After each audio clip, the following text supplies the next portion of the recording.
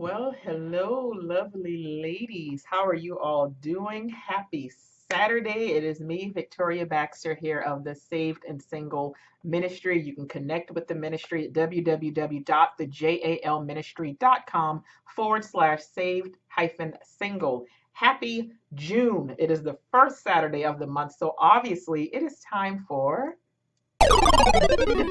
the Sassy Saturday special.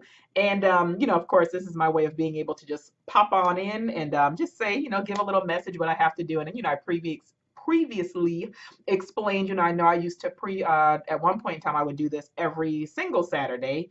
But just with the ministry, taking off and going in different directions along with the actual coaching business that I have, it was just getting to be too much to pop something out every single Saturday. So just once a month, but hopefully, it'll still be just as powerful and still just as great and awesome and all of that other good stuff. And so here's the thing: as a coach, I talk to women a lot about them being unable to hear men or anything or anyone else for that matter due to the WIIF station being turned up too loudly. And of course, we know that that stands for "What's in it for me." And a lot of times, I've realized. That unfortunately, as women, we have become accustomed to making everything about us. We've become very, very, very, very selfish if a lot of us are willing to be honest. And we have to be mindful as far as that's concerned, because one thing I do know about love and marriage is that love is definitely supposed to be selfless. Love and marriage, it's not about what the person can do for you. It's actually about what you can do for them. We want a lot of times, we're talking about the perfect man, and we want a man who's going to help us. And, we also deep down, we want a man who's also going to validate us. We want to make sure that he accepts us, and he needs to be able to provide for us and protect us and support us. And it's like the list goes on and on and on. And that's cool. The problem, actually, no, it's not cool. But my question for any woman wanting to actually get married is, what can you offer? What is it that you can bring to the table, of course, aside from sex and a clean house? Because it's like those are still some of the outdated answers that many women, still think like, hey, as long as I cook and clean, as long as I, cook for him and, keep his, and it's like, that's all I got to do. And no, no, no, no, no. And that's why I knew that I needed to talk today about husbands matter too. All right, husbands matter too. It's not just about you, boo. I know that that might sound nice. I know it sounds cool. I know a lot of us, that is what we've been told. That's what we've been taught.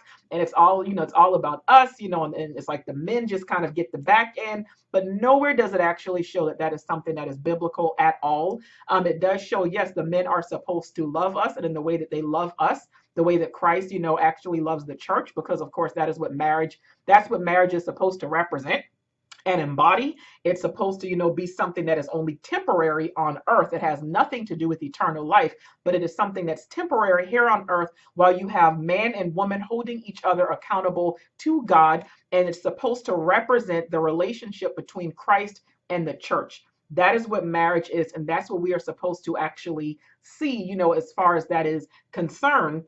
But somehow we've actually, we've gotten away from that, and we've started to make it about all of these other different things. And we have to understand that there's so much more to actually being and becoming a wife. It's so much more to that. And it's like, that's why you actually have to read the Bible, and then you'll realize that we've been wrong with what it is that we've been thinking and what it is that we've been believing, especially if it's outside of what marriage is supposed to actually symbolize and embody.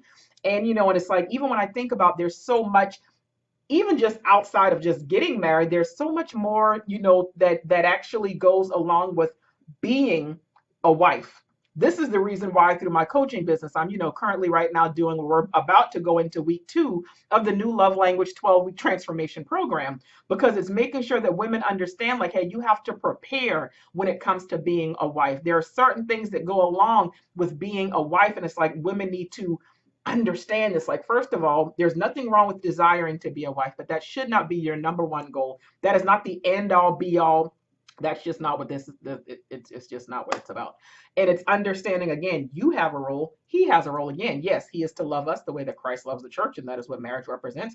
It is our job to actually help him and actually to submit to him. And submitting would not be a problem as long as we make sure that we actually are wise enough to marry someone who is submitted and has Christ as his head. And of course, Christ submitted to God, man submitted to Christ, woman submitted to the man. And you would have no problems doing that as long as you are ensuring that you are someone who understands what marriage is about, that you choose and you select wisely, even here in this stage. That's why I always say that yes, there is a way that you can prepare for marriage because it's so much that we just do not know. And I've shared before, my whole thing was, hey, it's like, I know I never want to get a divorce. I know that God does not like divorce. So as long as I never get a divorce, I'm good to go. Therefore, that is why I am ready. And God needed me to see, girl, sit down, like sit, and don't get up until I tell you to. Because if that's all that you think there is to marriage, then you are not ready at all. But I was like, yeah, it is. Because not only was I saying that I knew that divorce was not an option, but for me, I also knew submission wasn't an option. So that's another reason why God was showing me, okay, so you're not going to get a divorce. So you want somebody to be stuck with you forever, and you're going into it already saying that you're not going to be submitting to him. I was like, well, yeah. So God, that's why God had never gave me a husband, because he already knew, like, you don't even know how to act. And a lot of y'all don't either. And we need to be mindful of this. And when you actually look at, the wives in the Bible, I think about Abigail. I've talked about Abigail before, but Abigail protected her husband when disaster almost fell upon him. When things almost, just went in a very bad direction, Abigail protected her husband. She was there needing to help her husband because husbands matter too. And of course, even then, she turned around and married David. But anyway, Sarah, when we think about Sarah in the Bible, like Sarah went along with a lie and she allowed Abraham to actually lead. Like Sarah was there for Abraham, her husband. Sarah is someone who went through a lot. Like she had that grace thing, like she had it because Sarah went through a lot as an actual wife. When you think about Mary, Mary is somebody who was humble, she was devoted. Mary is somebody who was godly based on how she actually responded to the angel of the Lord. Like there was a way that she even knew that she was going to have to respond to her husband because her husband mattered too. Like his feelings and emotions also mattered too when he had to think about certain things. When we think about like Manoah's wife, Samson's mom, she was praiseworthy. She is someone who was obedient. She is someone who was wise. And it's like, even, when the angel came and was like, hey, like you're going to give birth to a son, like don't do this, don't do that. Like Manoah ended up panicking. But his wife, who was actually nameless, like she was there to calm his fears and take on her role as a wife to actually help him because husbands matter too. Like Priscilla, we look at Priscilla and she was somebody who was a good wife and she was hospitable. She was a teacher and she had all of these things that she had to do along with actually being a wife. She still had to be a good wife because husbands matter too. Like there are things that could have plagued and affected these women's husbands that could have almost, like, truth be told, like almost ruined their lives, but it did not happen. And it's like, had it not been for these strong women, these strong wives who offered something, who understood the importance of marriage and who understood that as women and as wives, we have a job to help them. And yeah, husbands are to be the provider and the protector, but guess what? We have to take what they provide, and it's like we have to produce something from that. And yet, even though husbands have a job to protect, we have to protect too, because while they're protecting us and protecting the home, we have a job to protect them emotionally, mentally, spiritually, many different things, making sure that we are protecting them when it comes to spiritually covering them, making sure that we are, protecting them as far as respect is concerned and protecting the marriage. Like we have serious roles of things that we have to do as well. We have serious roles when you think about when it comes to being a wife. We have a duty to, protect. We have a duty to submit. We have a duty to be humble, to be obedient, to be hospitable, to be wise, to be patient. And I want you to think about all of these things as you just get it embedded in your head that husbands matter too. And I want to know, what can you offer? What can you offer a man? What can you offer and bring to a marriage? Because if he's dealing with something that might be generational, he needs help. He's going to need support. He's going to need prayer. He's going to need a helpmate. He's going to need covering, as our Canet go. He's going to need patience, ma'am. Like, these are things that you're going to have to provide. Like, if he's struggling and dealing with something, that's when you're going to have to, be kicked into, like defense mode or whatever, in a sense, to make sure that you are covering and protecting and giving him whatever it is that he needs when he's already dealing with whatever else. It's not going to be the time for you to be impatient, have an attitude, have any type of resentment. Like, no, this is when your protection actually comes into play. This is when it's going to be time for you actually to provide for him. You got to understand, like I've always said before, we can dream about a wedding all day long, and we can, plan for, wedding and whatever else, but little girl dreams have nothing to do with grown women responsibilities. It takes a lot to be a wife. It takes grace to be a wife. It takes patience to be a wife.